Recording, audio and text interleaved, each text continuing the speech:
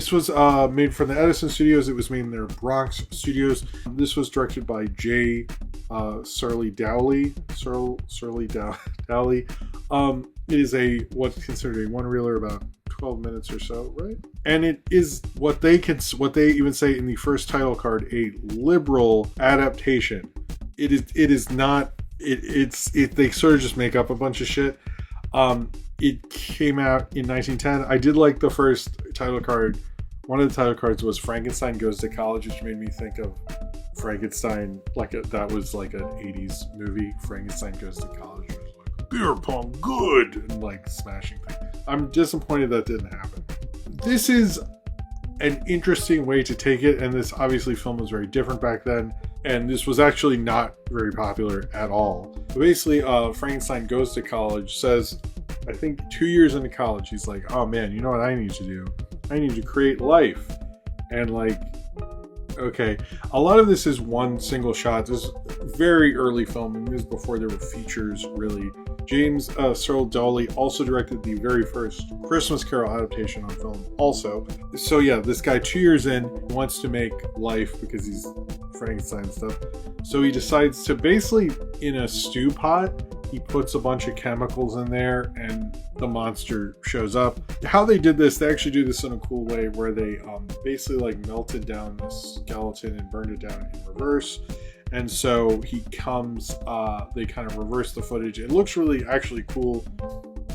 So in film effect, you see like kind of this burning skeleton and stuff like that, which I actually thought was kind of a neat way to do it. Although when he comes out, it's like a very unique monster effect thing. There's sort of a debate I've seen between this, like, was this based on a stage production? And did the actor who played the monster in this film, Charles Ogle, did he actually create the Frankenstein look, which is very unique? It's not the Frankenstein look, the Frankenstein monster, or whatever, that we associate with the character, obviously, because that hadn't happened yet. This was about 21 years before. I think there are certain cool shots in this. I mean, keeping the camera just still like that, and camera placement is a whole thing in film and where you decide to do it. There's one shot, most of it is like, okay, Edison did simple setups and all that stuff, but there's one shot I actually really like where, like, I think like the Dr. Frankenstein's here and the mirror's over here. At first you see his wife, and the mirror's at the door of the room. So you see his wife come, or his girlfriend or whatever, come in, and then he's talking to her this way and she's talking to him that way, and it makes this kind of cool image. And then when the monster comes in, you see him come from the mirror, but it's happening over. I thought that was actually cool. I was like, hey, most of this is pretty simple, not cool camera angles, because it's just the same thing. But at least they like made good use. I actually thought the mirror thing was kind of creative. Although I also like the tinted, they had blue, and then when things got all serious, they made it red and stuff like that.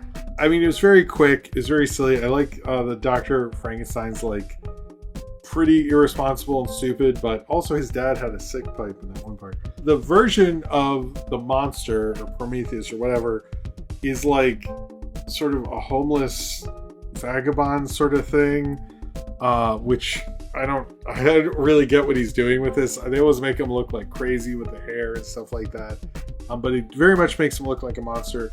Oh, and then at the end, because he learns what love is, he disappears into a mirror and then disappears completely, which is, I guess, an ending.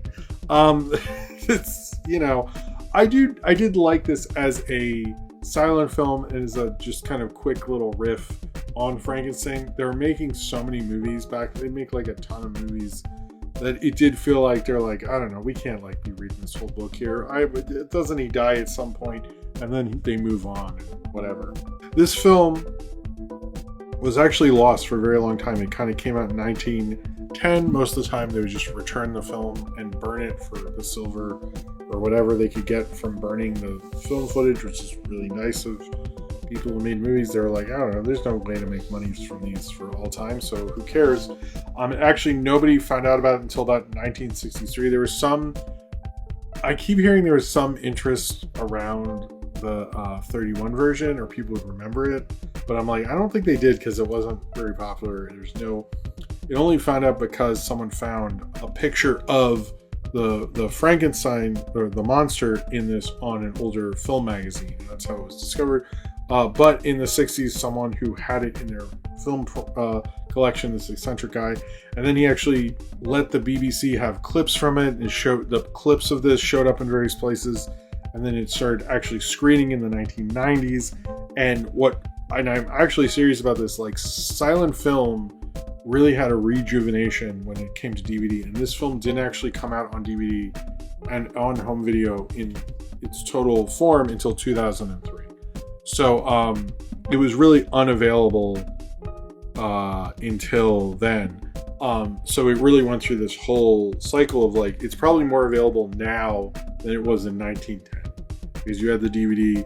You can watch it. You can watch it on Wikipedia, which is where I watch it. You can watch it several places on YouTube.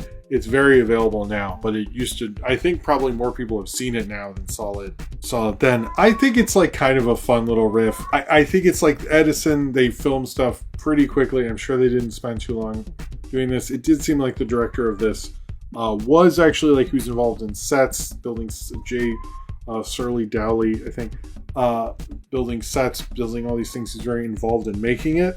But it didn't seem like they had a ton of time like you would later do and spend a lot of time on it. He had to do it very quick. I think he made the most of it. And the skeleton thing looks really cool. I like that I think when he's doing his weird like cavern cauldron thing, he's behind these steel doors and there's a skeleton on a chair and stuff. It has an interesting appeal. And I sort of like how early film like dealt with like mysticism and science and like horror, and like they clearly didn't know what to do and they were kind of freaked out by it and all this stuff. I kind of enjoyed this, but I understood that this is not cinema's Frankenstein. You know what I mean? It's sort of like a weird, interesting riff. I probably wouldn't rank it very far on my list of these. I don't like it more than the James Whale ones or even Son of Frankenstein, but I sort of like watching, early film kind of go on its own weird riff here and like try to make its own Frankenstein and kind of just like show that kind of myth and how they could do it quickly. It's a very weird little thing, but I sort of like it for what its weird little riff is.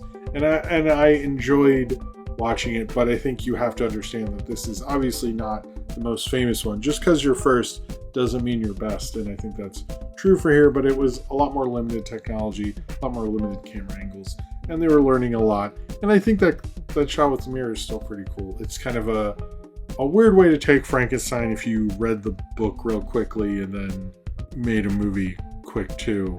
This is sort of like, if you fudge your way into writing a book report and getting a grade for class, and then you put this, dealt with this, and it's just like, hey, that was neat, I let you get away with this. That's sort of what the 1910 Frankenstein is.